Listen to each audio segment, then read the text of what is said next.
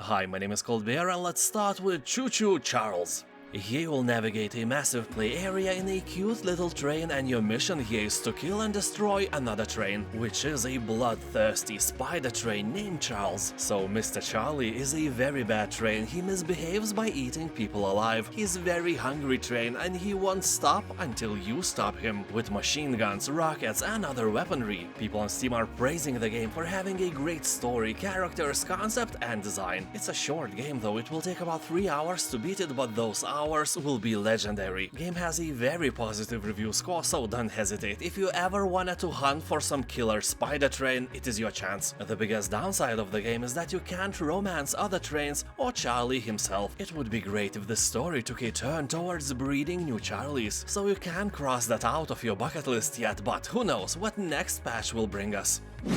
Vagrus, the Riven realms. When I was a teenager long time ago, I always tried to invent some board games in the image of Dungeons and Dragons or GU RPS. I created maps and heroes on paper, made artifacts with backstories, and when I saw Vagrus for the first time, I realized what it reminds me of. It looks like all those games I invented back then came to life in this professionally made story-rich game that is honestly more of a story than a game. Although keep in mind that Vagrus is a very hard game. If you are looking for a casual experience, it is definitely not a good choice for you. So here you'll find a vast realm to explore, filled with unique locations, strange factions and a colorful cast of characters. The continent is a wasteland riddled with arcane anomalies, swarming with twisted monsters and haunted by roaming undead even after long centuries of rebuilding. People on Steam are saying that this is a beautiful game, but only for those with the patience and critical thinking. Despite that, the combat here is very basic and based on RNG, so don't expect miracles.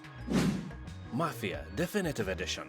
Remastered and re-released in 2020s, the game is a proud owner of a very positive reviews on Steam. He'll take on the role of a mafioso in 1930s city of Lost Haven. It's a fictional place, but it's inspired by the city of Chicago. The town got hit hard by the Great Depression, and the advent of Prohibition in America means lucrative business opportunities for various mobsters. And let's be fair, for some shady old ladies as well who were brewing their moonshines deep in the cellars. By the way, did you know that you have to pour out the first cups of moonshine you make because it's poison? If you drink it, you will die or at least go blind. I've heard that from some master brewer a long time ago, but I can't remember the details. Anyway, as I've said many times before, prohibition in my eyes is a crime against humanity, so those gangsters are just folk struggling to survive in this authoritarian environment.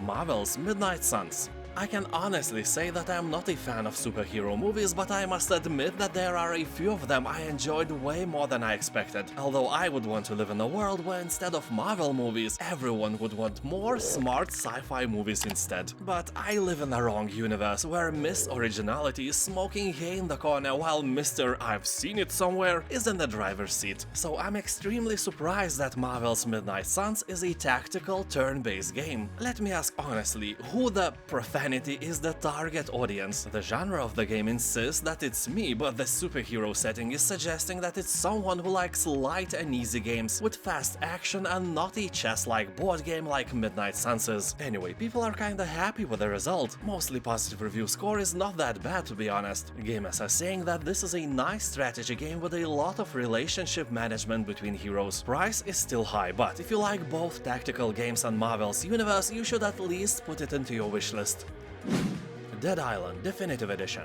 The same developers who made Dying Light created this zombie-infested game as well, and this zombie apocalypse is more beautiful than ever. You will be running from and killing undead in the beautiful tropical island, a wonderful paradise on Earth, and this contrast is really great. Exploring this island is really fun, from the zombie-infested deserted city to secluded beaches and vast highlands. Roam around in order to discover the story behind the zombie outbreak. You can also play in a story-based 4-player co-op mode. Also, have you noticed that this game actually calls zombies zombies? Not walkers, roamers, crazed ones, biters, freakers and so on, but actual zombies, and they have my respect for not trying to invent the bicycle again. Zombies are zombies. But what if they are fast and smart? Then they are fast, smart zombies. Period. Anyway, in Dead Island Definitive Edition you will get the main game and all the DLCs as well. Also graphics are in HD and so on, and the price is more than great. Patron. This is a survival city builder with an interesting social dynamic system. You'll gather and produce resources, build your village into a prosperous city, and navigate the intricate social tensions before they reach boiling point.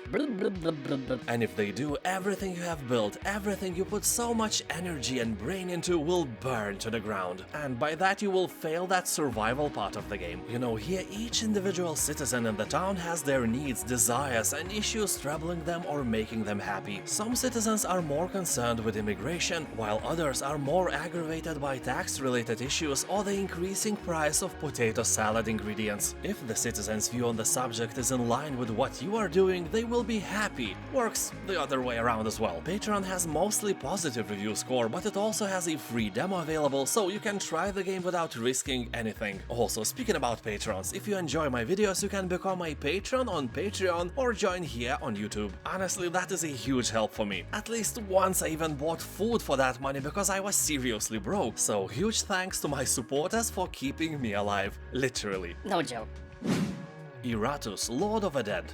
You will find yourself fighting for the forces of darkness in the role of necromancer Iratus, recently freed from millennia-long imprisonment. So instead of drinking in some bar and picking up strangers for the one-night stands, you want nothing more than to raise the dead. And you do. You control an obedient army of living dead with skeletons, zombies, banshees, and many other unliving warriors. And you create your soldiers the only way a necromancer knows how, from the body parts of your slain enemies. The more you slay, the more parts you have. Yas, Queen, slay! The game is single player only, so everything is made for your pleasure. People are talking that Iratus is an easier version of Darkest Dungeon, although a little too linear. On Steam it has very positive reviews, so it's a good game and it will take about 30 hours out of your boring life. Tales of Neon Sea. What is your favorite out of the 7 seas? The pussy. Yeah, this is a retro-style pixel art adventure set in a cyberpunk cityscape where you will encounter numerous items to investigate, curious Easter eggs, and a whole cast of interactive NPCs. Here you must analyze. Oh, come on, grow up.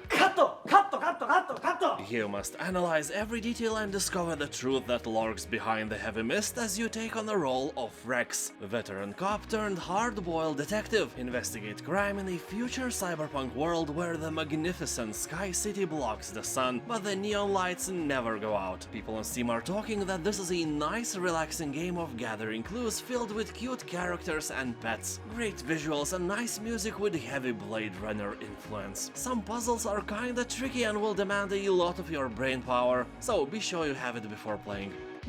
Shadwen. It's a brutal game that mixes Assassin's Creed and Thief in one game, kinda similar to Styx Master of Shadows, but feels way more indie, not in a good sense, although developers are the same who created well-known Trine platformers. In general, they are not new to this game creation affair, and that is a good thing. So here you are, an assassin on a quest to kill the king. That sounds nice. But you suddenly encounter an orphaned girl, and you know, you can't just leave her there, because you are a ruthless assassin, but you are also somehow a good person. So this kind of brutal game is filled with feelings, and that is never a good thing. Never. Who is the target audience? Well, but you may still like the drama, and if you do, the price is kinda nice. The game is a bit raw, bulky sometimes, but in general plays very nicely, so you can stab many guards in the back and still feel like a good person. And now, as always, let's take a short look at what is on sale on GoG.com. On Fresh Indie sale, No Man's Sky is for half the price, also great discounts on games like Firewatch, Darkest Dungeon, Amnesia: The Dark Descent, Dead Cells, Slay the Spire, Kenshi, Loop Hero, and many others. Click on my affiliate link in the description below, it will take you straight to the sale. Thank you for watching, have a nice day, and I'll see you next time, bye!